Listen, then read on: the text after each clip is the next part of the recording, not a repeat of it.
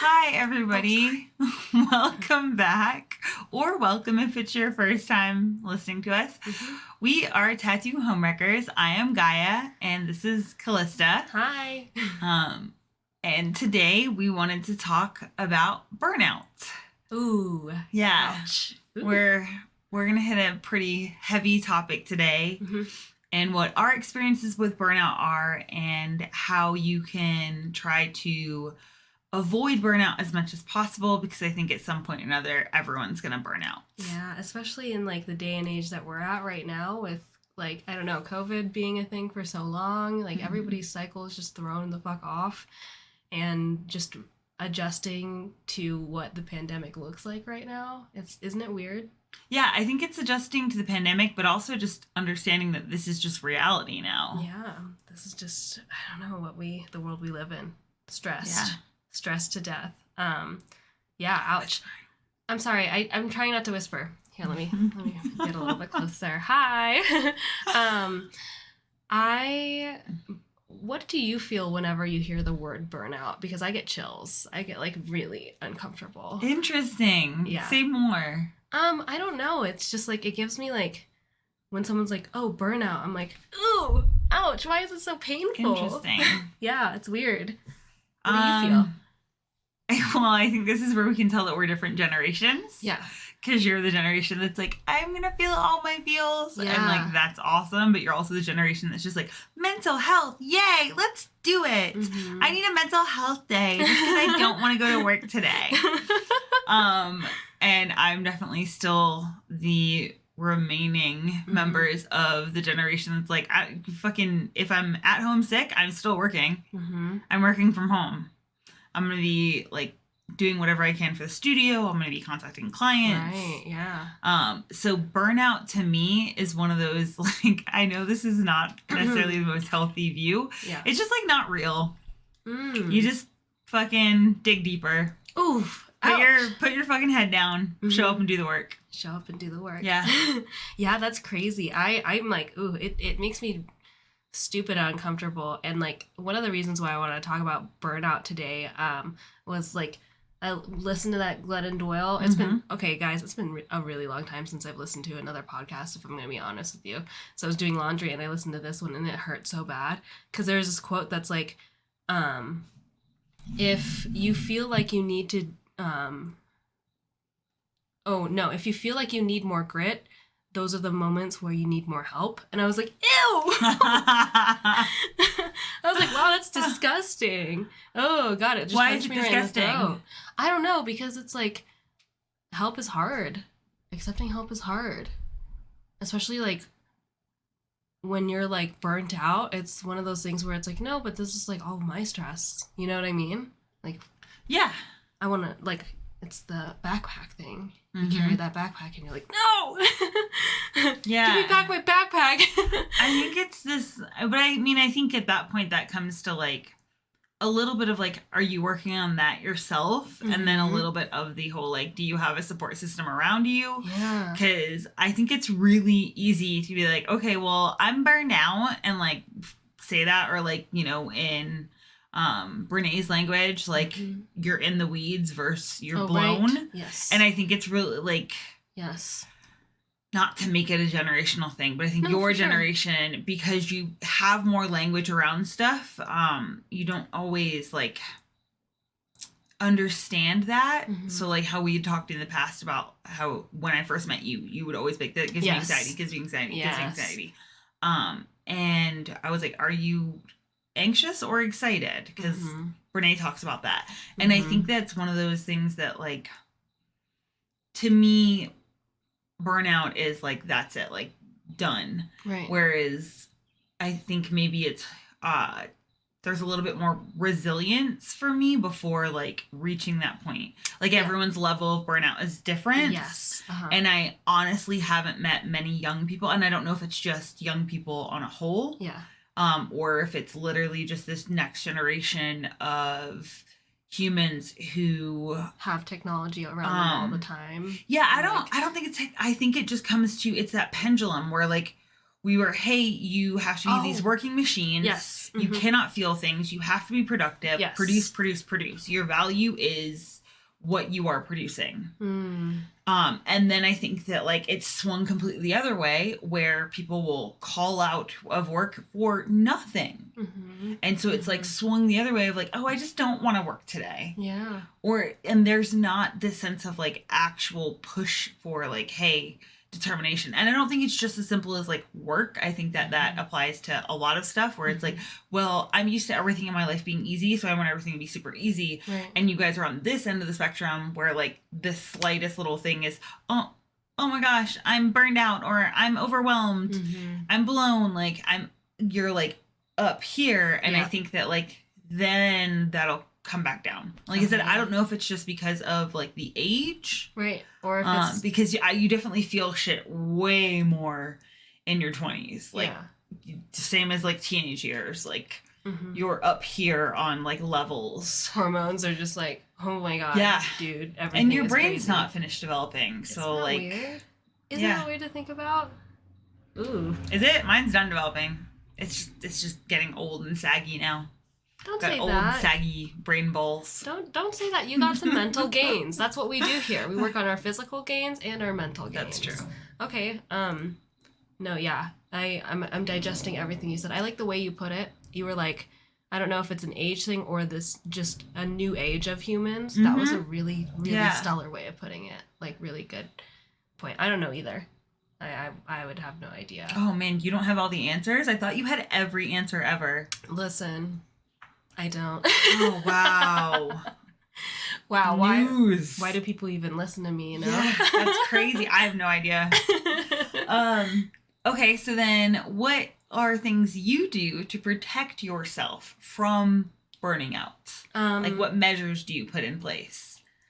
I think a lot of the measures that I put in place are just like listening to like there's, you know, we talk about like kinesthetic awareness where you're listening to your body. So when your body's like, oh shit, like I am not feeling good right now. You have to listen to that and be like, oh, I need water. Like, when's the last time you go through that checklist? You ask yourself that.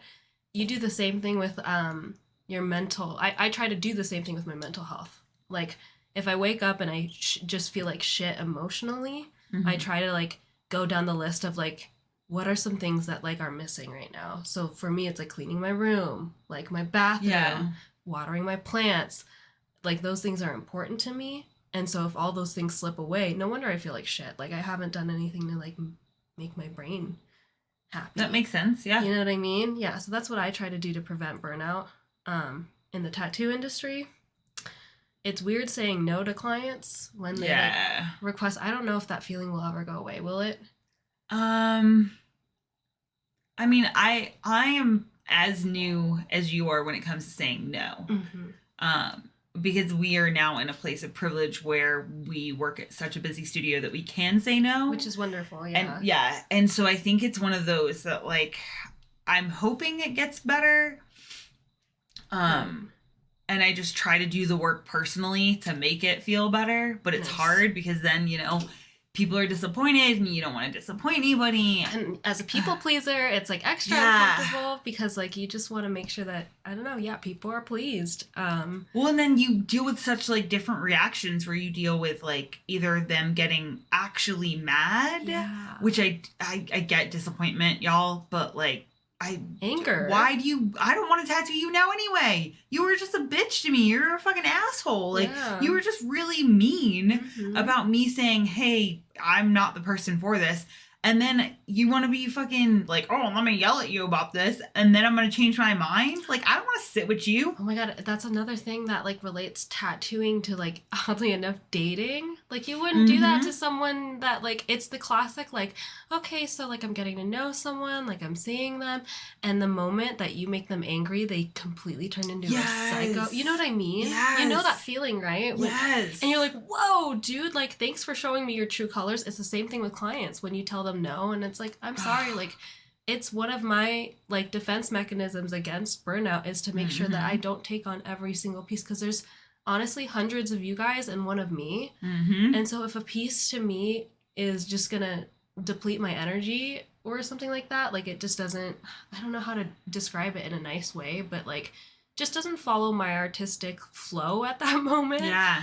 Like, I have to set boundaries, and when people react like that, it's really sad. It's actually heartbreaking. Yeah. Well, I mean, so you had a really good thing you said the other day about, like, when clients then say, okay, so you're not going to tattoo me? Yeah. So who is? Like, I need a referral. Give me a name. Oh my God, yeah. And that's y'all should the best answer for this. Because, that sentence gives the same energy as, like, so you're not going to sleep with me anymore? Then who else am I going to sleep with? Like, whoa, dude, that's not that's not my job. That's not my responsibility. It's not my responsibility to find you someone to fuck, and it's not my responsibility to find you a tattoo artist.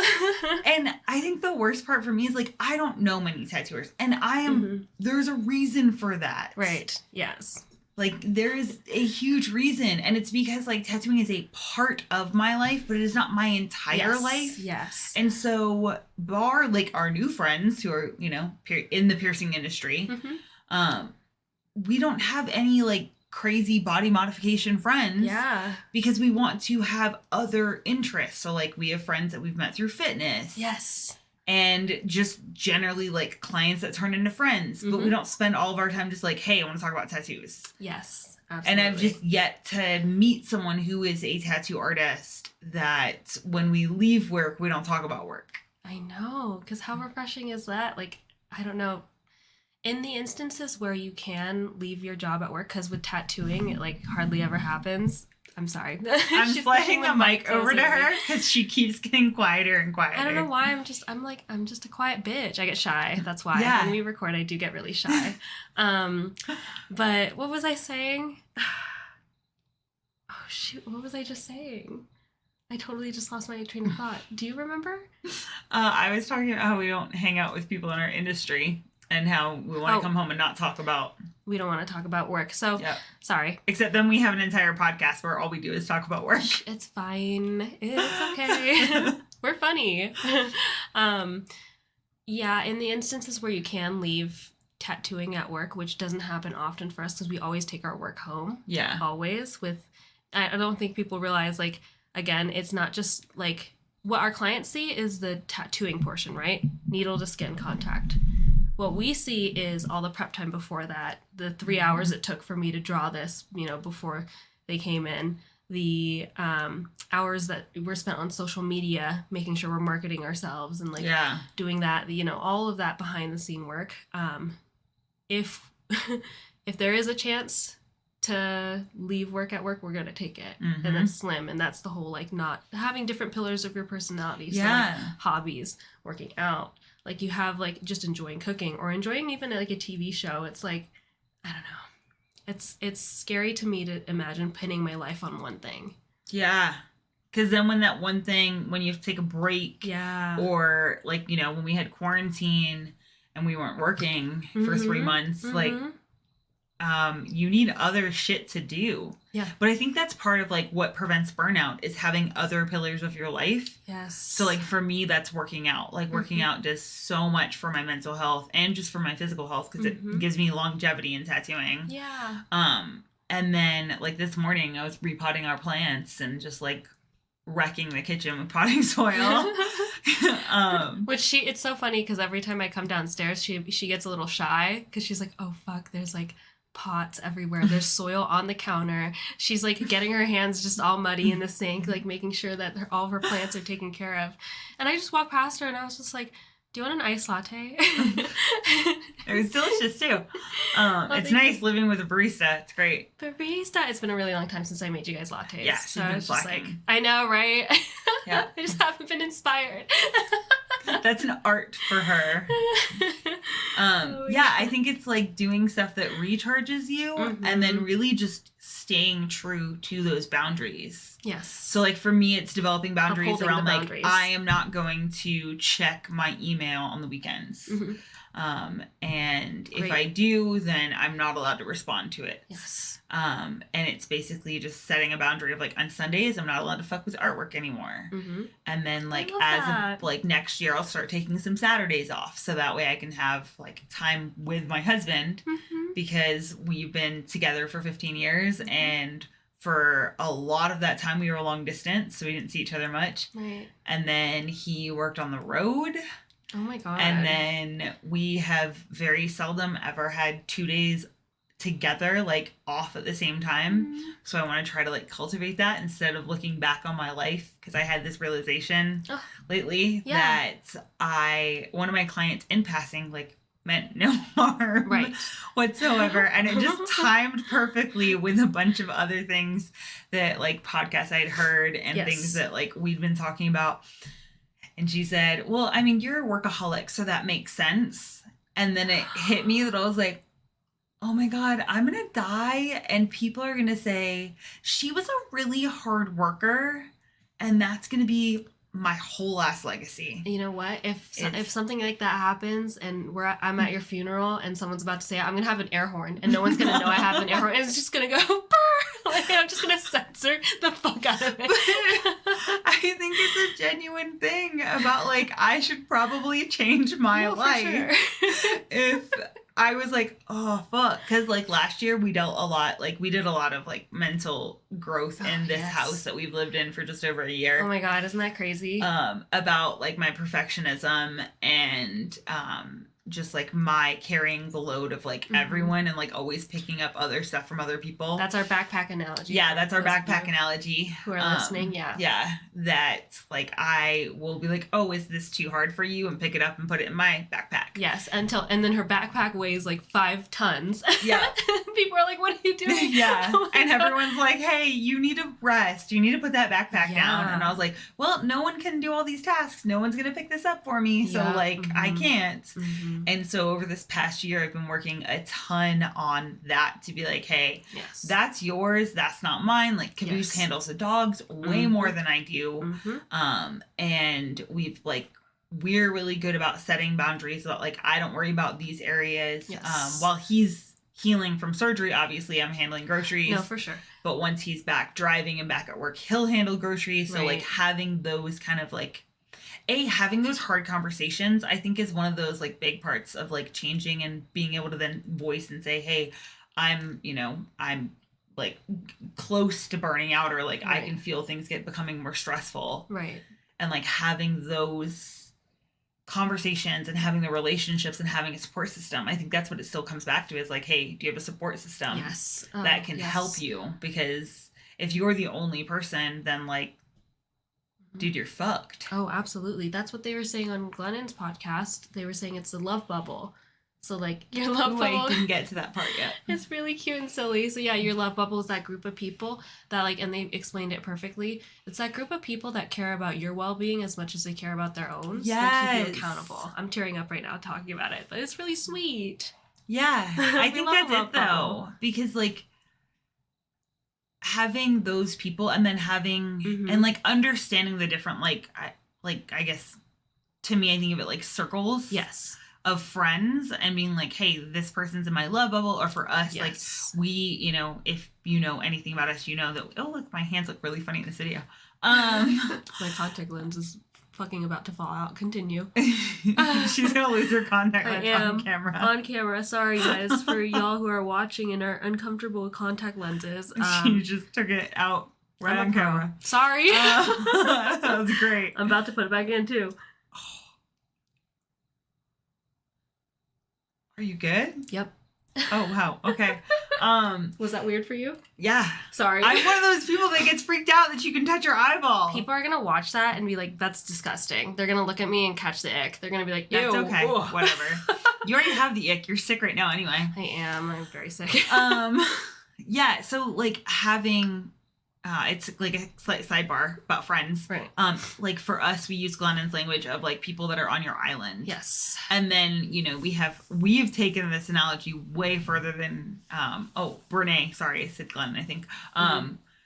We've taken it way further, I think, than she ever meant, where we say like, okay, so like you're on the island, or like, are you on a pier, or are you a boat that's like out? Yeah. And then we've taken it like way further. Are you a sea creature in the deep ocean that will never visit the top of my island ever? No, like where are you at? Yeah. And I think having that makes it really clear, because I definitely get this, like when I talk about this, I get this question a lot where they're like, well, how do I know like who I can tell these things to. Yes. And it's like understanding, like, is that person on your island? Do they Yes. care about your well-being as much as they care about their own? Yeah. And really, I think like part of that starting the prevention of burnout is like Yes. building those connections. Uh-huh. Yes, absolutely. Having that, like you said, support group. And life is just so much better when you love your friends fully. Oh my God, yes. And like people struggle with loving their friends fully because they struggle to conceptualize that you can absolutely love your friends and, you know, just be Care Bear staring them without it being romantic. Yes. Why do people romanticize that shit? Just let love be love, dude. Yep. Simple. Well, I think that's it, is like the more people that you let yourself fully just love and enjoy that time that you have with them, then the more recharged you feel, and then the more people around you that can be like, yo, I'm noticing that like you're a little up here, you're like getting close to like burning yourself out and like you're going too hard. And so then if you don't listen to one person, because you're like, meh, no, I'm fine. Right. Especially if you're me and you're stubborn, you're like, no, I can do everything. Fuck off. Yes. Then it helps to have multiples of those, because like you and Caboose both like word it so differently when you're like, okay, I think you need to rest. And at this point, because I have that accountability and I have people to help point it out, now I'm better at pointing out myself to be like, I took on too much. I'm going to put this shit back down. Good. And I think then it comes to the forgiveness of like, I've had to learn to forgive myself. Yes. For like, hey, and also just understanding that like I work way, like, this sounds so fucking egotistical, but like I work more than most people. Yes, absolutely you do. That doesn't sound egotistical. Well, I had to like try to figure out the politest way to put it, because I was gonna say I work harder than most people. Oh, okay. And most people would get upset by that, but like my 100% is not. The way I like to put it, the way I fucking explain it to people is like, you're on a freeway, everyone's going 60. And that's like where their cruise control is at. Your cruise control is at like 120. Yeah. Does that make sense, guys? Where it's like your working level of like happiness, your cruise control. The car's taken over. You're totally good. That is just the speed that you're going at. That's the normal baseline. Yours is just much higher on the freeway. Yeah. And I think like learning to accept that, even though it's something that's kind of awkward to talk about. Yeah. If you guys hear rustling on the episodes, it's because we're like hardcore wrapped up in blankets. We're snuggling the blankets and stuff. Yeah. Also, quick, like not paid sponsor, but Unhide blankets, y'all. They're really expensive, but I swear to God, they're worth it. Look at her. She looks like a fucking king. I do. I look like I belong on Game of Thrones right now. Yeah. Those of you who are listening and can't see us, she literally looks like... I look like Jon Snow. Yes, you do. She's giving polar bear frenzy. Yes. And then I'm over here in my fucking Target blanket. Yeah. Living that bum life. Dude, I need to get an Unhide blanket. I've been meaning to get myself one. They're super good. Oh, man. Oh, we just got derailed. I have no idea what we were talking about. Burnout. Yeah. Oh, yeah. So just forgiving yourself and giving yourself permission to be like, you know what? I'm going to put that shit back down. Put it back down. I'm like, I know I said I would do this. Like, a big thing for me is that when we travel, I don't plan shit anymore. Yeah. I come up with the generalized, like, game plan of everything. Yes. But I don't go with, like, I don't plan stuff down to a T. I've, like, learned, and it's still real hard, but it's getting better. To then delegate and be like, okay, so you're going to think of this, you're going to come up with that, Caboose is going to come up with this, like, we'll devise a plan, and all of us will be in it, like, together. Right. But that way it's not just, like, me hustling for my worth and, like, always carrying everything and then being devastated if the slightest little thing goes wrong. Absolutely. Yeah, because it's too much. It's different when, like, it's, like, split up in those sections, because then it's just like, oh, no, shit, that's just what traveling is like. Like, that's just, like, what... I don't know. And it's a big load to carry by yourself. Yeah. That is a lot of pressure. So much pressure. But now, backpack analogy, you're able to be like, wait, this is yours. Yeah. This is yours. And then people should be able to reciprocate that energy. You know what I mean? Well, I think that's that whole thing of going back to work and being like, hey, I'm no longer taking these pieces. Yes. Or like having a schedule that changed. And then I have now gotten to a point where, like, when clients get upset about it, internally I'm still like, fuck, the people pleaser in me is like, ooh, I should probably do this for them. Like, I can make an exception. And then the part of me that then has to, like, live with myself and honor myself is like, no, I'm not doing a tattoo super late. Like, fuck off. I don't want to.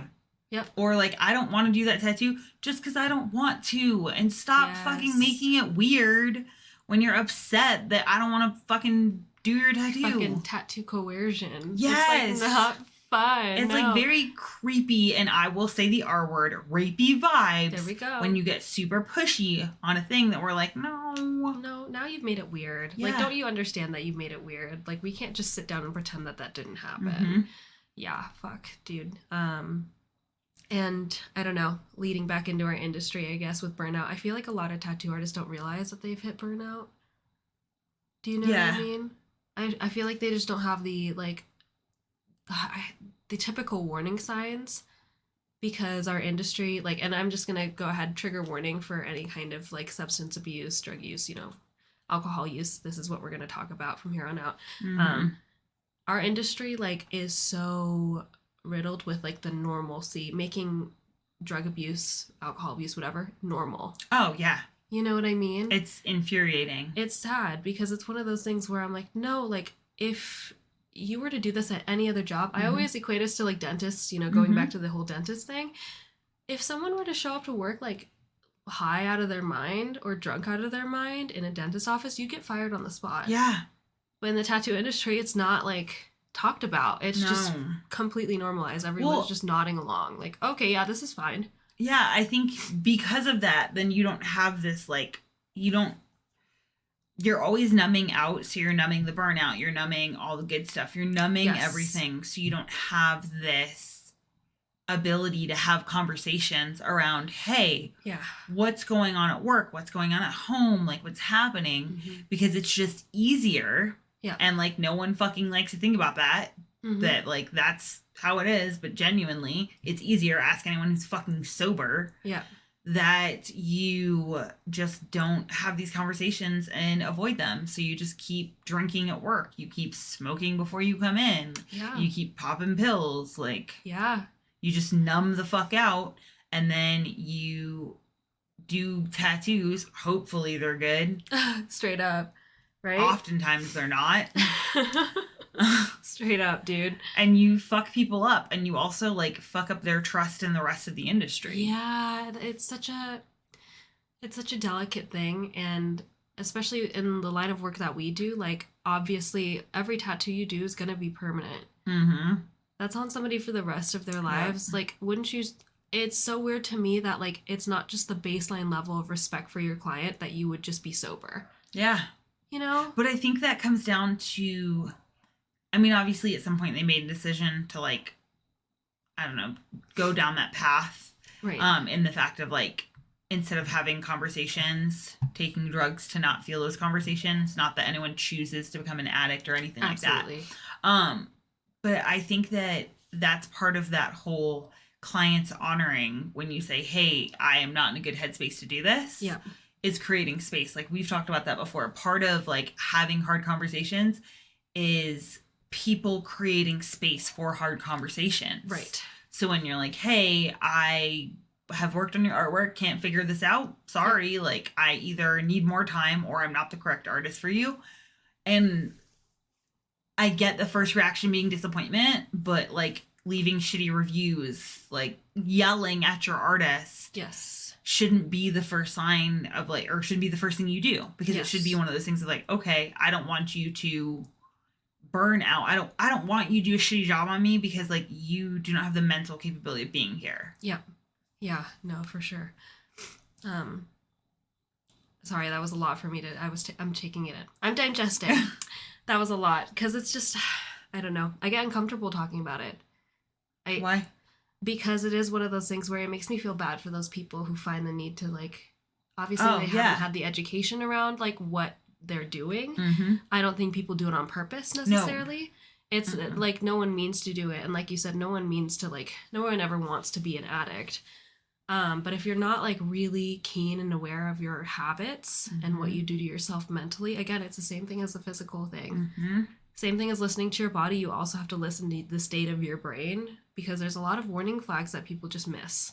Yeah. They totally, because they're numbing. They're numbing. I want to circle back on what you first said, too. When you numb burnout and, like, exhaustion, you're also numbing the happy things. what that was one hell of a concept that we like learned throughout the year, or at least I did, through this past year of like mental gains and mental growth, is the fact that like you can't have one thing without the other. Yeah. And that's beautiful. Also terrifying. That's living wholeheartedly, which we try to do. That is our motto, to just live a wholehearted life when things are bittersweet, but like you just lean into that feeling and you just get happy. I don't know, what a beautiful lesson. Yeah. That's all I have to say about that. Okay, so then that brings us to the end of our episode. Yep. We want to hear from you. We will put the link in the description of the place in which you can leave us voicemails, because we have gotten some. Yes. And I have to say, I love every single one. I listened to them multiple times. Me too. I have cried a couple times.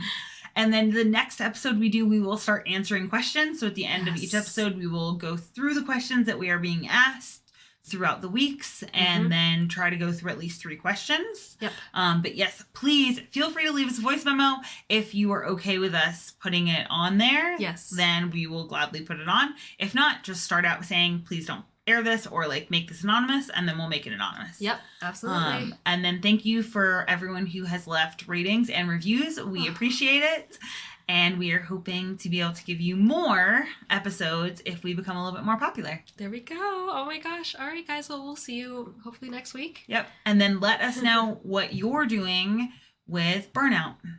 Nice. How are you handling it? How are you trying to mitigate against it? Or if you're currently in the middle of it, tell us. How's it feeling? Yep. All right. Thank you, guys. We'll see you soon. Bye. Bye.